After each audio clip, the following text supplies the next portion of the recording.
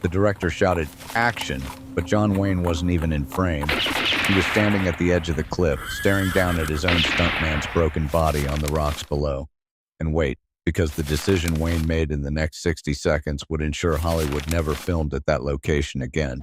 As you listen to this part, I'd appreciate knowing where you are and what time it is for you. I read in reply to every message. October 1967.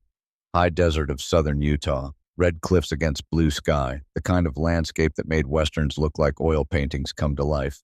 The production was running 3 days behind schedule. The director, Robert Harding, was working his first major picture. He had something to prove, and he intended to prove it with a canyon chase sequence that would make audiences gasp. The stunt coordinator was Bill Dawson, 52 years old, veteran of more westerns than he could count. Bill had hired 6 stuntmen for this picture, but his best was 29-year-old Charlie Reeves. Charlie had been doubling for Wayne for 3 years. Same height, same build. From 50 feet away, you couldn't tell them apart. The shot called for Charlie to ride along a narrow trail cut into the cliff face, take a fall from the horse, and tumble toward the edge before catching himself on a rock outcropping. Camera would cut before he actually went over. Safe enough on paper. They'd done similar gags a dozen times. But notice something about that morning. The wind had picked up overnight. Not a storm, just a steady 15-mile-per-hour blow coming out of the northwest, pushing dust across the canyon, making the horses nervous. Bill mentioned it to Harding at the 6 o'clock production meeting. "Maybe we push the stunt to tomorrow. Let the wind die down." Harding shook his head. "We're already behind. The studio's breathing down my neck. We shoot today." Wayne wasn't at that meeting. He was in his trailer running lines for afternoon dialogue scenes. Nobody told him about the wind discussion. Nobody wanted to bother the star with technical problems that weren't his department. First take went fine. Charlie rode the trail, pulled the fall, caught the outcropping, held his position while the camera captured the shot. Harding watched the playback. Good, but not great. The fall looked too controlled, too safe. "I need more chaos," he said. "Make it look like you're really gonna die." Bill's jaw tightened. That's the gag. Controlled chaos. Real chaos gets people killed. Harding waved him off. "One more take. Give me more." Charlie walked back to his starting position. He was a professional. He'd heard directors ask for more 1,000 times. Usually it was fine. You gave them 10% extra and they thought they were getting 50. Everyone went home happy. But wait, because this time was different, and Charlie felt it in his gut even before he heard the word action. The wind gusted just as he started the fall. Not much, maybe an extra 5 miles per hour, but enough. His boot caught on the stirrup a half-second longer than planned. His trajectory shifted. Instead of tumbling toward the outcropping, he tumbled past it. 12 feet. That's how far he fell before hitting the first rock. His left leg snapped on impact. He kept falling. Another 8 feet to the next ledge. His ribs cracked against stone. Then silence. Wayne heard the scream from his trailer. Not the scripted kind of scream stuntmen practiced. The controlled yell that sold the gag without scaring the crew. This was different. This was real. He was out the door before the echo faded, running toward the cliff edge in his costume boots, pushing past grips and camera operators who stood frozen, staring down. He reached the edge and looked. Charlie lay on a narrow ledge 40 feet below, not moving. Blood pooled beneath his head, his left leg bent at an angle that made Wayne's stomach turn. "Get me a rope," Wayne said. His voice was quiet but carried across the silent set. Nobody moved. The crew stood paralyzed, still processing what had happened. "I said get me a rope. Now." A grip named Henderson snapped out of it first. Ran to the equipment truck, came back with 100 feet of climbing rope. Wayne grabbed it, started tying it around his waist. Bill stepped forward. "Duke, you can't go down there. That ledge might not hold. We need a rescue team. How long?" "Nearest station is in Cedar City. An hour, maybe more." Wayne looked down at Charlie. The blood pool was growing. Charlie's chest rose and fell with shallow breaths. Alive for now. "He doesn't have an hour," Wayne said. "Tie this off to the truck. I'm going down. Listen to what happened next, because this is where everything changed." Bill had known John Wayne for 15 years. He'd seen him face down drunk extras, stand up to studio executives, ride horses in conditions that would have scared professional cowboys. But he'd never seen this look in Wayne's eyes. This wasn't the movie star. This wasn't the carefully constructed image. This was something older, something real. Bill tied the rope to the front axle of the equipment truck, tested the knot 3 times. Looked at Wayne one more time, hoping to see doubt. Saw none.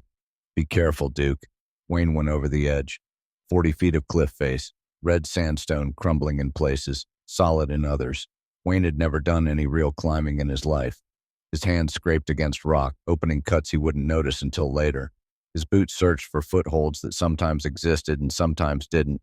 Twice the rope caught on outcroppings and he had to swing sideways to free it. The whole time he kept his eyes on Charlie. He reached the ledge in 4 minutes. It felt like an hour. Charlie's eyes were open but unfocused, staring at the sky. Breathing ragged, wet-sounding, broken ribs, probably a punctured lung. The leg was bad, bone visible through torn flesh, head wound bleeding freely. Charlie, can you hear me? Charlie's eyes moved, found Wayne's face. Took a moment to focus. Mr. Wayne? Don't talk. Save your strength. Help is coming. Wayne pulled off his costume jacket, pressed it against the head wound, looked up at the cliff edge.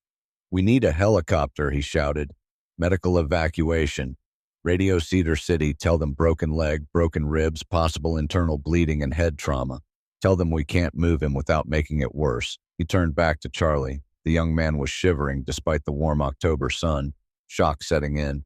Wayne sat against the cliff wall, carefully lifted Charlie's head and shoulders, settled them against his chest. Body heat. It was all he had to offer. Why did you come down here? Charlie's voice was barely a whisper. Wait, because the answer Wayne finally gave surprised even himself.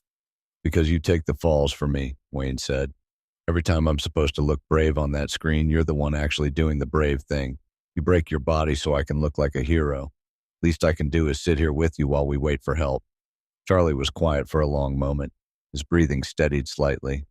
The studio's going to be mad, Charlie said. We didn't get the shot. Wayne almost laughed. To hell with the shot. To hell with the studio. Remember this moment, because it matters for what comes next.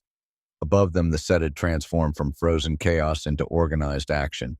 A helicopter was being dispatched from St. George, closer than Cedar City. The crew was rigging a better rope system. Wayne sat on that ledge for 47 minutes. He talked to Charlie the whole time, keeping him conscious, keeping him fighting. Stories about old movie sets, about stunts gone wrong and right. Nothing important, just words, reminding Charlie he wasn't alone. The helicopter came loud, red and white against the blue sky, kicking up dust that stung Wayne's eyes. Paramedics rappelled down with a basket stretcher. Professional, efficient. Wayne moved aside, answered their questions. They strapped Charlie into the basket. One paramedic looked at Wayne. We're taking him to St. George General. Coming up or riding along? Charlie's eyes found his, clearer now. Go back up, Mr. Wayne. Finish the picture. Wayne shook his head. Picture can wait. I'll see you at the hospital. By the time he reached the top of the cliff, the whole morning's schedule was destroyed. Harding approached, started talking about rescheduling. Wayne cut him off. We're done. Duke, the studio. I said we're done. This location is shut down. We're not filming here again. You pushed a stunt in bad conditions and nearly killed a man. If the studio has a problem with that, they can discuss it with me personally. Notice how this changed everything that followed. The production moved 2 days later to a safer canyon with a hospital only 20 minutes away. The cliff stunt was rewritten. The movie came in over budget, but it got made. But here's what happened at the hospital that afternoon. Wayne arrived still in costume, blood dried on his hands. The nurses tried to treat his cuts. He waved them off. Where's Charlie Reeves? Surgery, they're setting his leg. He's stable. Wayne sat in the waiting room. 3 hours. The doctor came out. Charlie's leg was saved, though he'd walk with a limp for the rest of his life. 2 broken ribs. One had nicked his lung. Concussion, no skull fracture. Lucky someone kept pressure on that head wound and kept him conscious until help arrived. He'll be in recovery tonight, the doctor said. You can see him if you wait. Wayne waited. At 7:30, he walked into Charlie's room. The young man was awake, pale, bandaged, tubes in his arm. His wife, Ellen, sat beside the bed. She stood when Wayne entered, started to cry. Wayne gently stopped her. Don't thank me. Thank your husband for being tough enough to survive. Charlie looked up. They said the head wound could have killed me if someone hadn't kept pressure on it. You saved my life, Mr. Wayne. You saved mine plenty of times on screen. We're even. But they weren't even. Wayne pulled a chair close. Here's what's going to happen. Studio insurance will cover your bills, but never everything. I'm setting up a fund for whatever they don't pay. Your salary continues until you're back on your feet.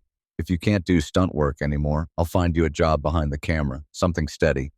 Ellen was crying again. Charlie's eyes were wet. "Mr. Wayne, that's too much."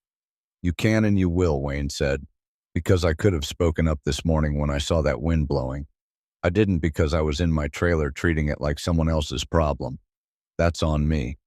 So accept this help, get better, and someday tell this story to some young stuntman who thinks movie stars don't care about the people who make them look good."